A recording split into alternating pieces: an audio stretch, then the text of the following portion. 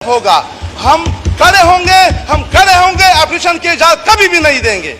इनमें से लोग जो है जाके जमान पाक भी बैठे हुए हैं, ये सिर्फ कच्चे में नहीं है, ये जमान पाक में भी लोग जो है वहां पे बैठे हुए हैं, ये इमरान खान की भी पुष्पनाई कर रहे हैं।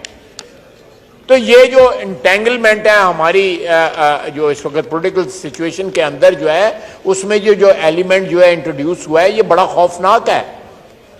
ये हम सब ने जहां पे पॉलिटिकल वर्कर जितने बैठे हुए हैं, अली वजीर ने कैद भुगती है, बाकी लोगों ने, प्राइम मिनिस्टर ने कैद भुगती है। ये जो ड्रामे हैं, शील्डें लगा के जो है एक शख्स आ रहा है, कह रहा है मुझे जान का खतरा है। अगर तुम्हें जान का इतना खौफ है तो ना इतने पंगे लो जितने जो ले रहे हो, आराम से घर में बैठो जाके। जब इस तरह तो होता है फिर इस तरह के कामों में, तो ये इन कामों में तो फिर जान का खतरा होता है, फेस करना पड़ता है। तो जनाब वाला, मेरा ख्याल है कल तक ये बात जो है उधार कर लेते हैं, 24 घंटे का ये खुल के बात करें। मोहसिन दावड़ साहब भी, मेरे भाई खड़े हैं, वो भी, ये सारे जो है कल बात करें और यहाँ पे लीडरशिप होगी मिलिट्री की, वो इसका जवाब भी देंगे। वो बिल्कुल इस बात का जो है कॉग्निजेंस है उनको, इस बात का कि ये लोग जो वहां से आए हैं, बल्कि अभी भी उस तरफ से भी आ रहे हैं लोग, वहां से अभी भी आ रहे हैं लोग वहां से, जो हमारी रियासत की गलत पॉलिसियां और तमाम तर गलत पॉलिसियां जो है आमराना दौर में जो है उनकी बुनियाद रखी गई। पहले जनरल ज़िया के पहली अफगान जंग जो है उस वक्त हुई, दूसरी जंग जो है 9/11 के बाद जनरल मुशर्रफ ने स्टार्ट की। ये सारा जो है मलबा उस वक्त का इकट्ठा हुआ है और ये इनकी बात बिल्कुल दुरुस्त है, 100% दुरुस्त है। ये सारा जो वहां पे लोग अजाब में हैं, हमारे भाई, हमारे वहां पे जो अजीज वहां पे रहते हैं, वो इन इलाकों के अंदर वो उनका अपने नकरदा गुनाहों की सजा भुगत रहे हैं। उन लोगों का कोई कसूर नहीं था, रियासत की पॉलिसी थी। इस्लामाबाद में ये डिसीजन हुए, जनरल ज़िया के वक्त भी फर्देवाद का डिसीजन था, उसके बाद जनरल मुशर्रफ का भी फर्देवाद का डिसीजन था। हमारे फौजी शहीद हुए, हजारों सिविलियन जो है शहीद हुए, पुलिस वाले शहीद हुए, FC वाले शहीद हुए, रेंजर शहीद हुए। इनका कौन हिसाब देगा? ये सही मांग रहे हैं हिसाब जो है। अब जो है जो लेटेस्ट जो ट्रेजेडी जो ये हुई है कि वहां से लोगों को यहां पे लाके बसाया गया है, वो अपने बच्चों के समेत, अपनी फैमिलीज के समेत जो है पाकिस्तान में आके बस गए हैं। उनको कुछ और नहीं आता सिवाय दहशतगर्दी के। उन्होंने आंखें ही दहशतगर्दी में खोली हैं और अफगानिस्तान में भी जो लड़ते रहे हैं, आज वो पाकिस्तान में आ गए हैं और जब से वो यहां पे आए हैं दहशतगर्दी जो है बढ़ गई है। जो जिम्मेदार अफराद जिन्होंने ये फैसला किया कि उन लोगों को यहां पे लाना है, उनको यहां पे बसाना है, उनको जो है सिविलियन पॉपुलेशन, अमन वाली जो पॉपुलेशन थी, जहां आबादियों में अमन था, उनमें आके लाके बसाया गया उनको। और वो आज जो है अमन जो है वो धर्म भरम हो गया है, अमन तबाह हो गया है और वापस जो है दहशतगर्दी आ गई है, क्योंकि उन लोगों को वापस लाया गया। ये सही बात कर रहे हैं कि उन लोगों की अकाउंटेबिलिटी होनी चाहिए जिन्होंने ये फैसला किया कि उन लोगों को यहां पे लाके बसाना है। ये किस किस्म की गुडविल थी? ये गुडविल नहीं थी, ये पाकिस्तान की और खुसूसन हमारे इन इलाकों की तबाही का जो है नुस्खा था। और आज ये उन लोगों को सियासी पुष्टपनाई भी जो है उनको हासिल है।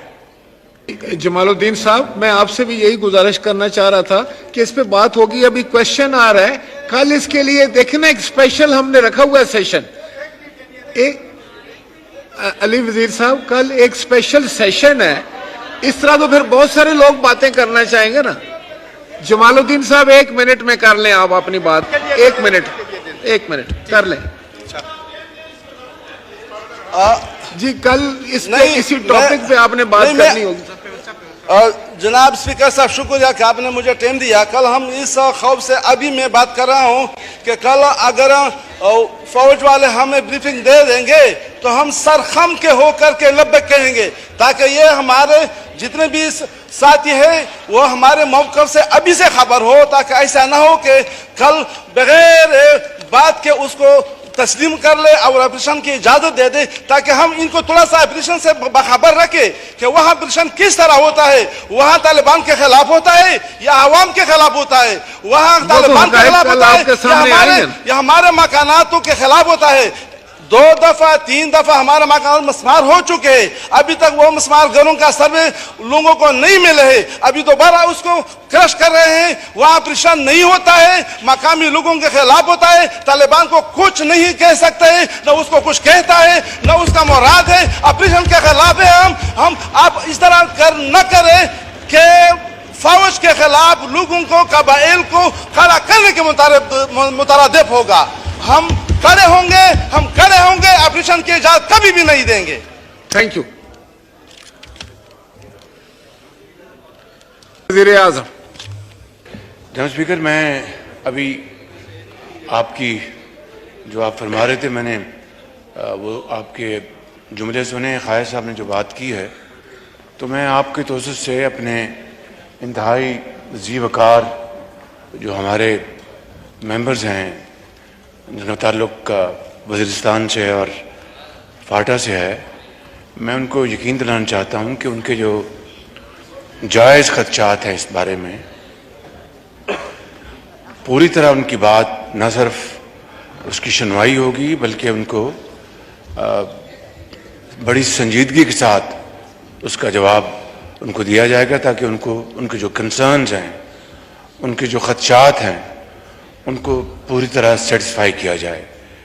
कल जिस तरह कि आप ने भी फरमाया, इसके लिए दिन मुख्तस किया गया है, पूरे हाउस को, नेशनल असेंबली को इन कैमरा ब्रीफिंग दी जाएगी और फिर मेरे जो ऑनरेबल मेंबर्स हैं वो अगर चाहेंगे तो बाकायदा वो अपने सवालात भी कर सकते हैं और एक बड़ा हेल्दी इंटरेक्शन होगा। तो मैं फिर चाहूँगा कि आपके तोसत से उनको यकीन दिलाऊं कि कतन कोई ऐसी बात नहीं की जाएगी जिससे कि मामलात ख़राब हो, बल्कि ख़राबी को ठीक करने की एक सही है और उसमें उनकी जो कंट्रीब्यूशन है वो पूरी तरह शामिल हाल होगी।